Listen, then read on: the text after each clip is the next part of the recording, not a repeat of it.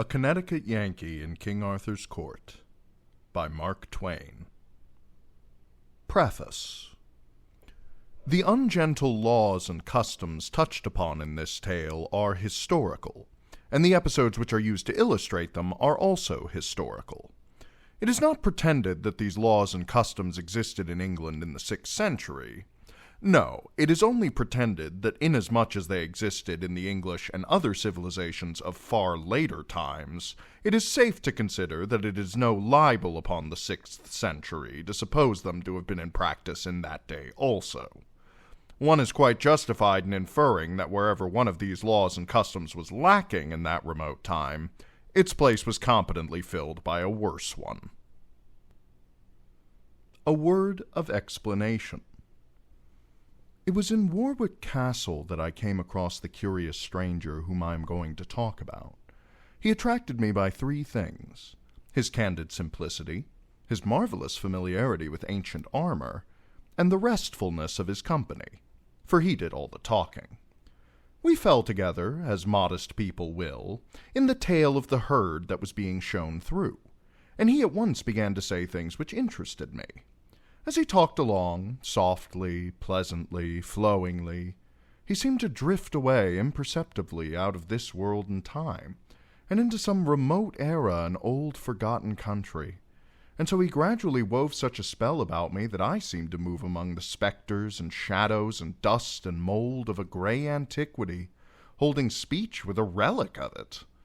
Exactly as I would speak of my nearest personal friends or enemies, or my most familiar neighbors, he spoke of Sir Bedivere, Sir Bors de Gagny, Sir Launcelot of the Lake, Sir Galahad, and all the other great names of the Table Round.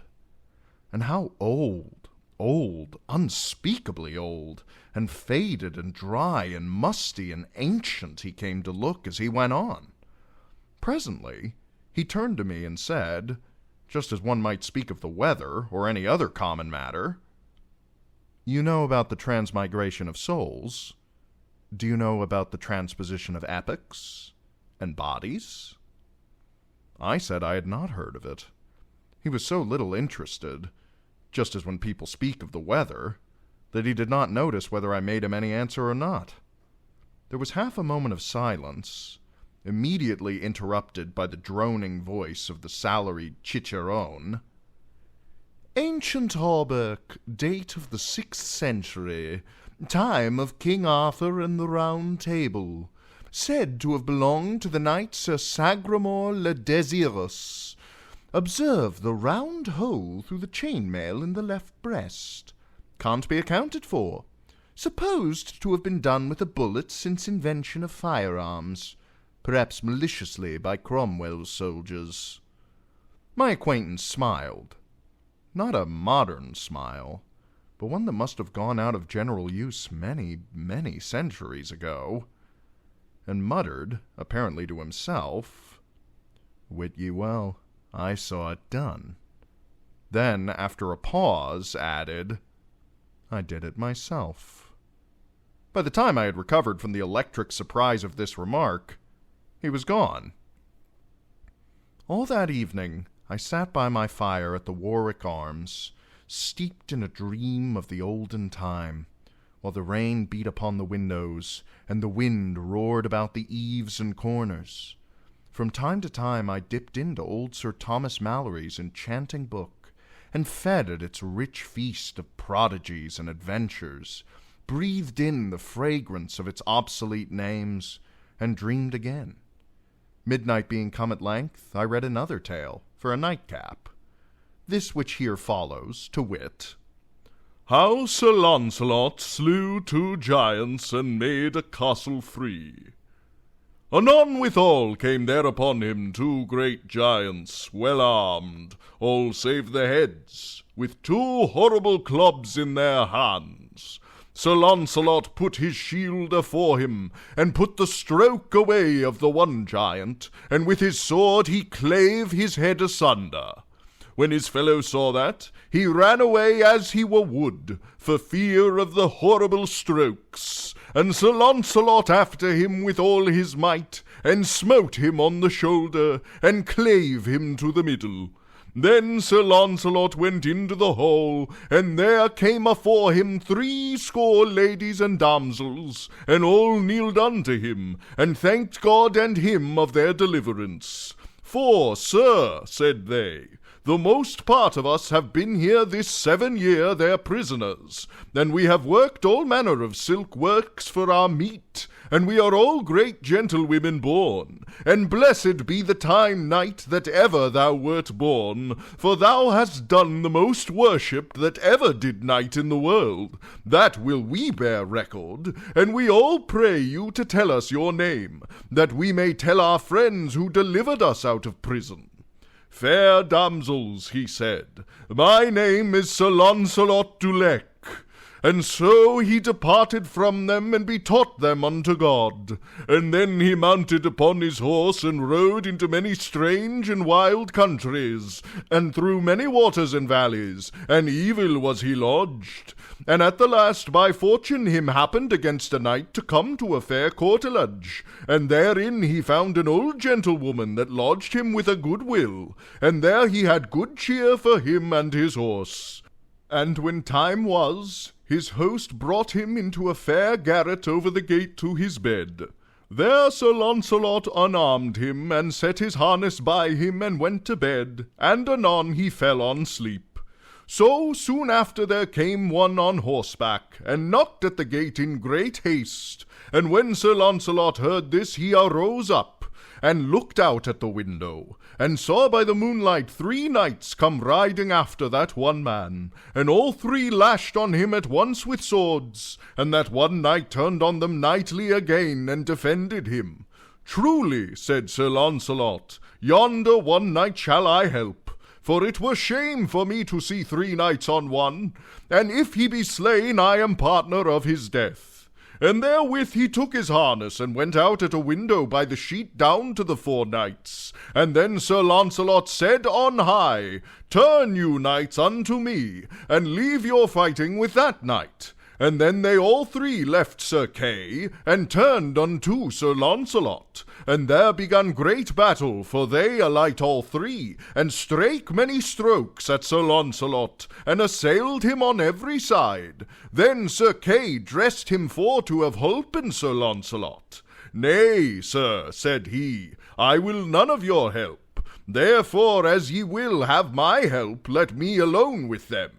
Sir Kay, for the pleasure of the knight, suffered him for to do his will, and so stood aside. And then anon within 6 strokes Sir Launcelot had stricken them to the earth. And then they all 3 cried, Sir Knight, we yield us unto you as man of might matchless. As to that, said Sir Launcelot, I will not take your yielding unto me, but so that ye yield you unto Sir Kay, the seneschal. On that covenant I will save your lives, and else not. Fair knight, said they, that were we loth to do. For as for Sir Kay, we chased him hither, and had overcome him had ye not been. Therefore to yield us unto him it were no reason. Well, as to that, said Sir Launcelot, advise you well, for ye may choose whether ye will die or live. For an ye be yielden, it shall be unto Sir Kay. Fair knight, then they said, in saving our lives we will do as thou commandest us. Then shall ye, said Sir Launcelot, on Whitsunday next coming go unto the court of King Arthur, and there shall ye yield you unto Queen Guinevere, and put you all 3 in her grace and mercy, and say that Sir Kay sent you thither to be her prisoners. On the morn Sir Launcelot arose early, and left Sir Kay sleeping. And Sir Launcelot took Sir Kay's armour and his shield, and armed him, and so he went to the stable, and took his horse, and took his leave of his host, and so he departed. Then soon after arose Sir Kay, and missed Sir Launcelot, and then he espied that he had his armour and his horse. Now by my faith I know well that he will grieve some of the court of King Arthur, for on him knights will be bold, and deem that it is I, and that will beguile them. and because of his armor and shield I am sure I shall ride in peace. And then soon after departed Sir Kay, and thanked his host.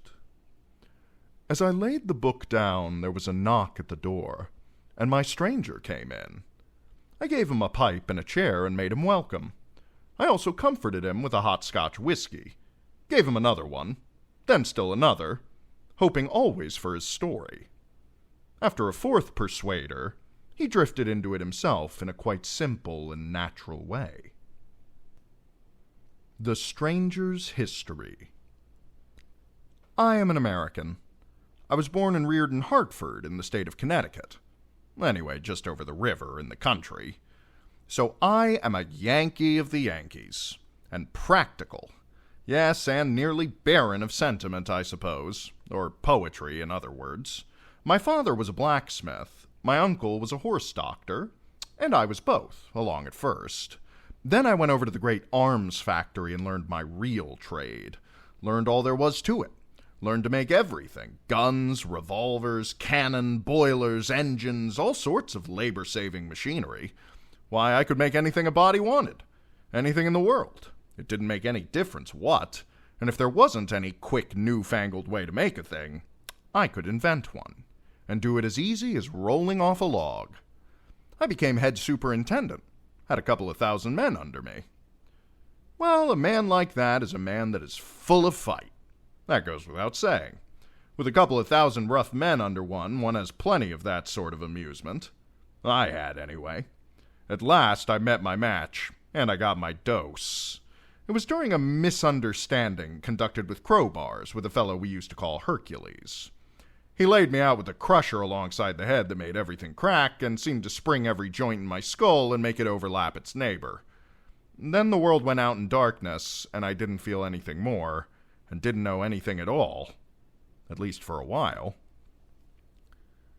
When I came to again, I was sitting under an oak tree on the grass, with a whole beautiful and broad country landscape all to myself. Nearly. Not entirely. For there was a fellow on a horse looking down at me, a fellow fresh out of a picture book. He was in old-time iron armor from head to heel, with a helmet on his head the shape of a nail keg with slits in it, and he had a shield, and a sword, and a prodigious spear, and his horse had armor on too, and a steel horn projecting from his forehead, and gorgeous red and green silk trappings that hung down all around him like a bed-quilt nearly to the ground. "Fair sir, will we just?" said this fellow. "Will I which?" "Will ye try a passage of arms for land or lady, or for—" "What are you giving me?" I said. "Get along back to your circus, or I'll report you."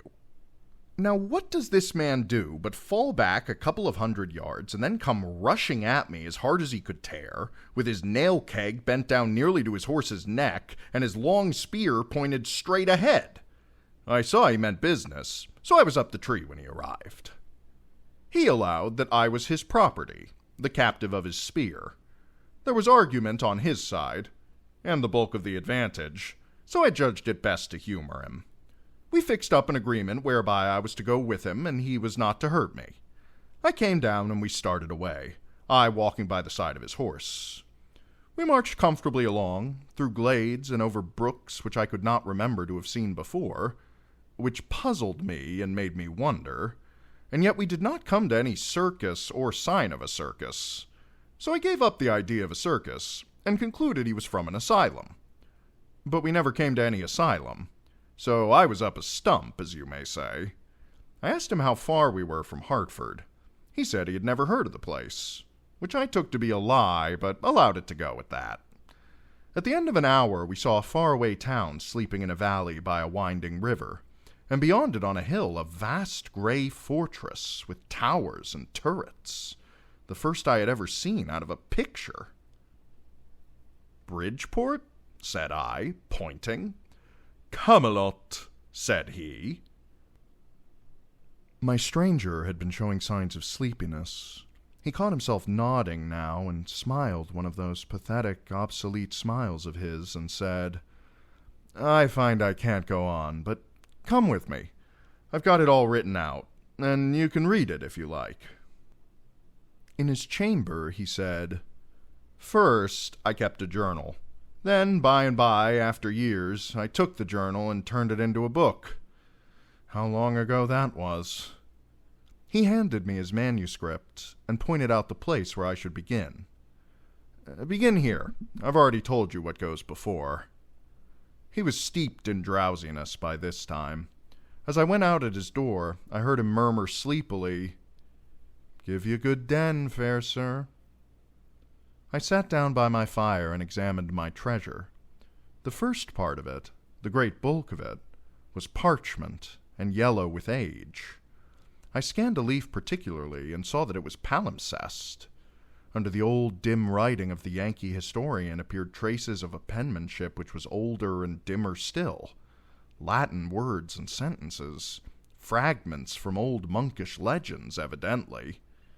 I turned to the place indicated by my stranger and began to read, as follows.